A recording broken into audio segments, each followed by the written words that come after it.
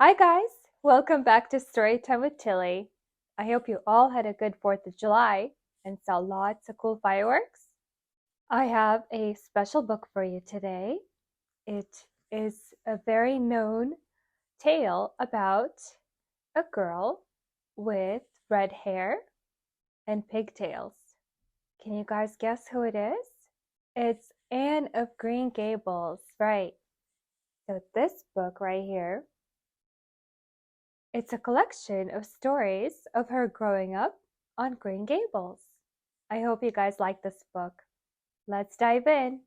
Classic Stories, Anne of Green Gables, written by Lucy Maud Montgomery. Marilla Cuthbert and her brother Matthew lived on a beautiful farm called Green Gables, near the town of Avonlea. Marilla and Matthew were getting older and needed help around the farm, so they decided to adopt an orphan boy. Matthew drove his buggy to the train station when the day came to pick up the boy. He looked up and down the platform, but there was no boy. Instead, there was a young girl with the brightest red hair Matthew had ever seen and a face full of freckles. "Are you Matthew Cuthbert?" the girl asked.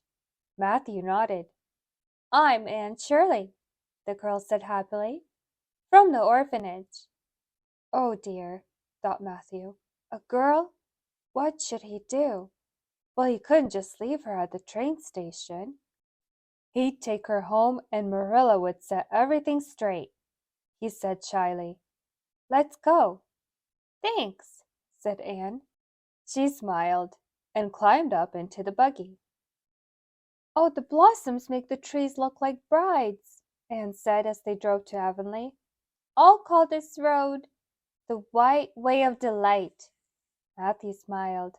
Anne certainly had a great imagination. It was dark by the time they drove up the lane to Green Gables. "My very own home at last," whispered Anne. Matthew's smile faded. Anne was going to be so disappointed. Marilla met them at the door. She frowned. "Where's the boy?" "You wanted a boy?" Anne wailed before Matthew could answer. "Oh, I should have known that such a heavenly place could never be my home." "Stop crying, child, and come in," said Marilla briskly. "You'll stay till the matter is settled." Anne woke to glorious sunlight streaming through her window. "I wish I could live here forever," she thought. But of course that was impossible. Marilla and Matthew wanted a boy. "What an elegant breakfast," Anne said. "Elegant?" asked Marilla. "I've been a maid for lots of families," Anne explained. "Meals were noisy and messy, especially breakfast. When I'm back at the orphanage, I'll remember this as the loveliest meal of my life. Thank you, Marilla." Marilla's neighbor, Miss Lynde, visited that morning. "I hear the orphanage sent a girl instead of a boy," she said. "What a bother! When will you take her back?" "We haven't decided yet," answered Marilla. Anne bounded in. "My stars, Marilla," said Miss Lynde. "No one would choose this child for her looks, that's for certain. All those freckles, and hair as red as carrots." "You rude, mean woman!" Anne exclaimed, flushed with rage. "How dare you?" "Anne," gasped Marilla, "go to your room." Miss Lynde stormed off, and Marilla went to Anne's room. "Are you taking me back to the orphanage now?" Anne moaned. "You'll stay right here in this room until you are ready to apologize to Miss Lynde," said Marilla. "I can't apologize," said Anne tragically. "She hurt my feelings more than anyone ever before." Anne stayed in her room all day, miserable. At bedtime, Matthew knocked on her door. "I missed you at dinner, Anne," he said kindly. "Please, can't you apologize to Miss Lynde?" "I will," said Anne. "Because you want me to, Matthew." First thing next morning, Marilla and Anne went to see Miss Lynde. "Never could I find words to express my sorrow at my rudeness," said Anne, throwing herself on her knees and clasping her hands dramatically. Not if I use the whole dictionary. Please forgive me, Miss Lind. My stars, said Miss Lind. Of course I forgive you after an apology like that.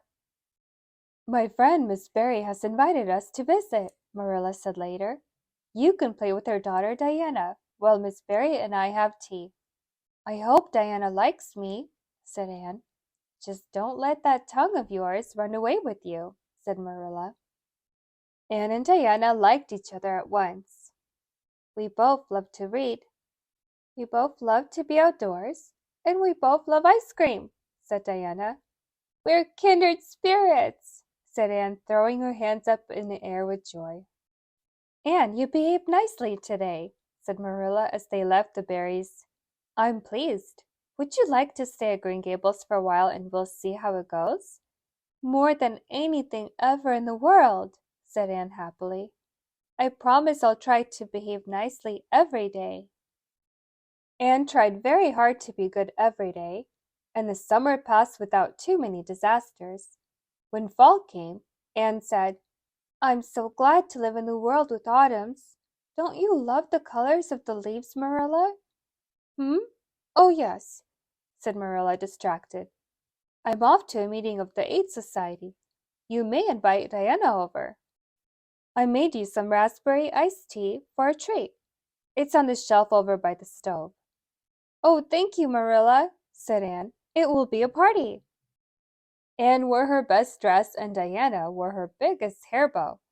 Marilla made this raspberry iced tea especially for us, said Anne as she fetched the decanter from the shelf. Would you like a glass? Yes, indeed, said Diana. Thank you. I'll put the kettle on, said Anne, acting very grown up. We may want hot tea later. Diana drank glass after glass after glass of the pretty pink drink. By the time the kettle boiled, she looked sick. My stomach hurts, she said. I think I'd better go home. I'll help you, said Anne. Miss Barry was upset when she saw Diana leaning against Anne, looking woozy and rather green in the face. What have you done, Anne Shirley? She asked, sounding very cross. How careless of you to make my Diana sick. Oh, Anne, said Marilla when she came home, you gave Diana raspberry syrup, not raspberry iced tea. No wonder she upset her stomach. But when Anne and Marilla tried to explain Anne's mistake, Miss Barry said, I knew it was wrong to trust an orphan. I forbid Anne and Diana to see each other ever again. My heart's broken, sobbed Anne the next day. I'll die of grief. You won't, said Marilla, but perhaps you will be more careful in the future. Christmas came and Anne hoped that in joy of the season, Miss Barry would change her mind. But she didn't. One January night, Marilla went to a concert in town.